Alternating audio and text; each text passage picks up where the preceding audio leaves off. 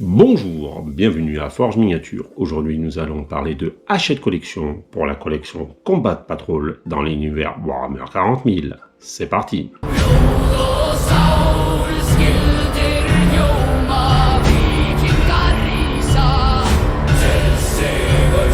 Avant de commencer cette vidéo, tu me lâches un petit like, un petit commentaire, ça me soutient auprès de YouTube et je te remercie si tu le fais.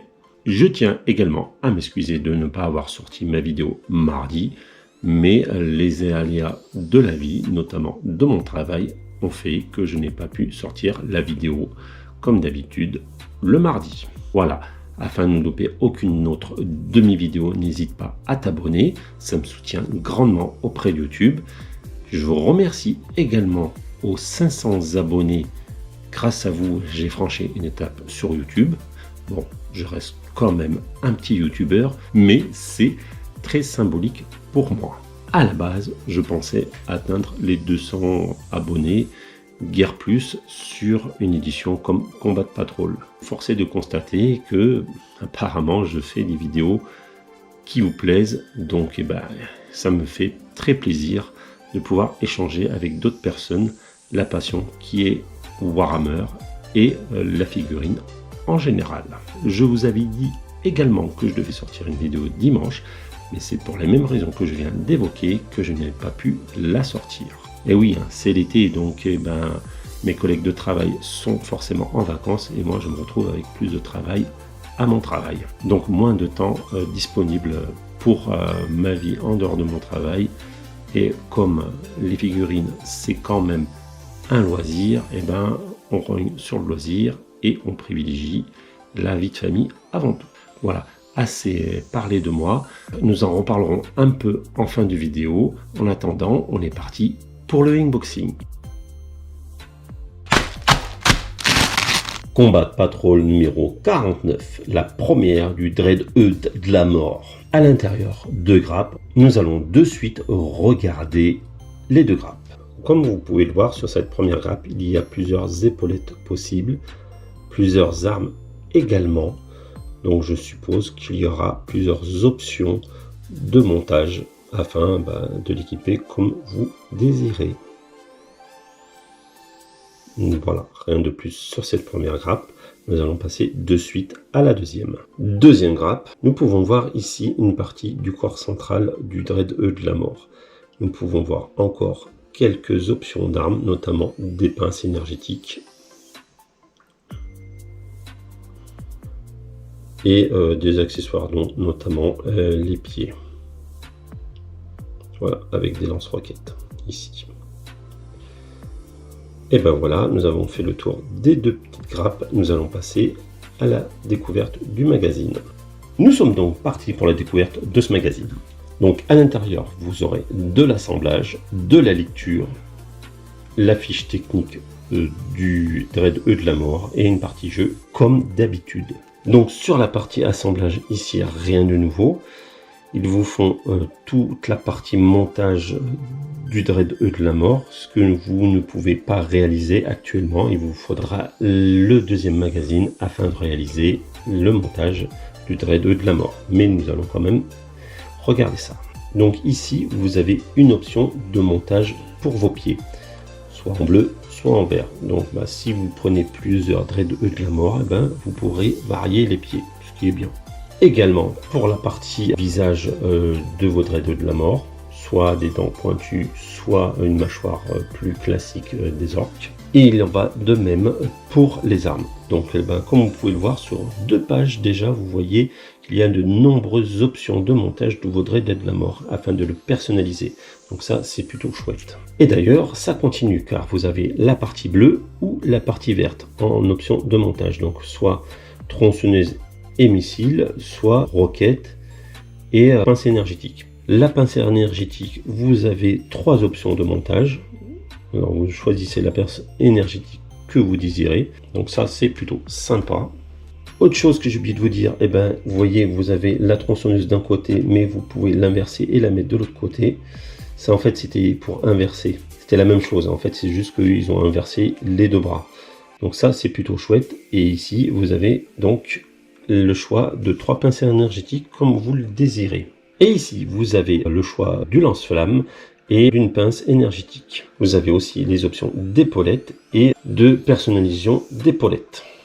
Donc là, c'est très bien, hein, franchement, top de top. Hein. Vous allez pouvoir personnaliser votre Dread E de la mort comme vous le désirez. Et pour finir, les petites options à mettre sur vos épaulettes.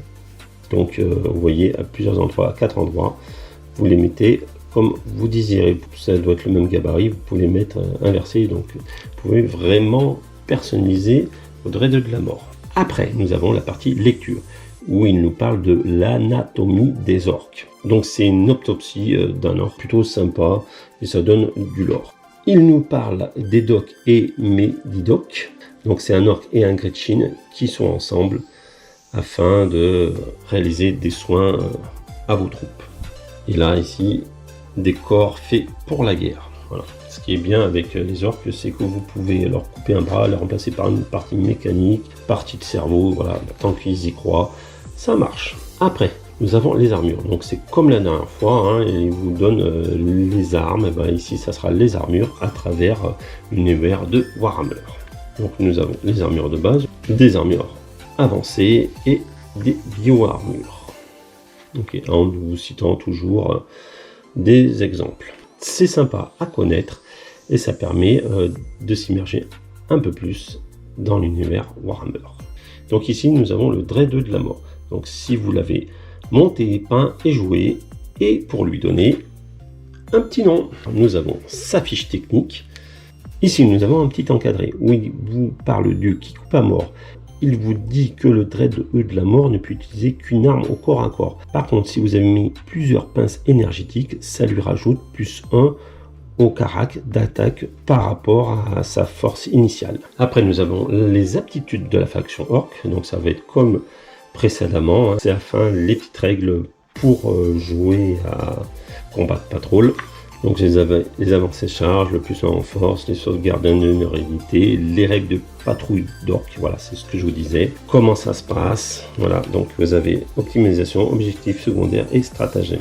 Donc là, il vous parle tout ce qu'il vous faut pour jouer à Combat Patrol. Je ne vais pas m'étendre dessus, ce ne sont pas forcément à jour avec la sortie de la V11. Un petit scénario avec la démonstration de force où vous pouvez le jouer avec vos Combat Patrol que vous avez eu précédemment. C'est toujours sympa, ça vous donne des petites variantes afin de jouer avec les figurines que vous avez eues grâce à la collection. Et démonstration de force, qui a joué contre quoi? Est-ce que vous avez toutes joué, toutes vos Combat Patrol contre l'autre? Voilà. Dans le prochain magazine, nous aurons la deuxième partie du Dread E de la mort, donc à ne pas louper. Puis nous aurons un magazine peinture. Bon, ces deux peintures, je les ai pas, donc je serais ravi de les avoir, mais ça ne sera sûrement pas rentable au prix des pots de games.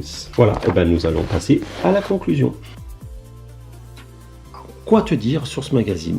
C'est un magazine plutôt agréable, car nous pouvons constater que la boîte qui tue va avoir plusieurs options de montage, et ça c'est vraiment bien.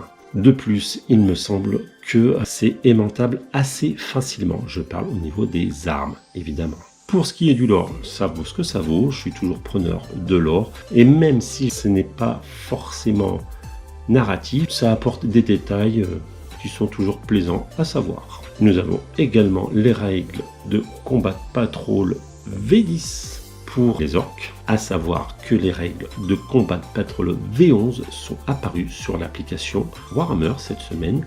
Elle a été mise à jour et vous avez les nouvelles règles de Combat Patrol V11. Ces règles sont gratuitement consultables sur Warhammer à condition de créer un compte Warhammer. Tu pourras également créer une liste d'armées. Et si tu veux plus, il faudra t'abonner à Warhammer Plus. Pas le prix en tête, c'est une cinquantaine, soixantaine d'euros par an pour avoir l'abonnement et pouvoir créer plusieurs listes d'armées.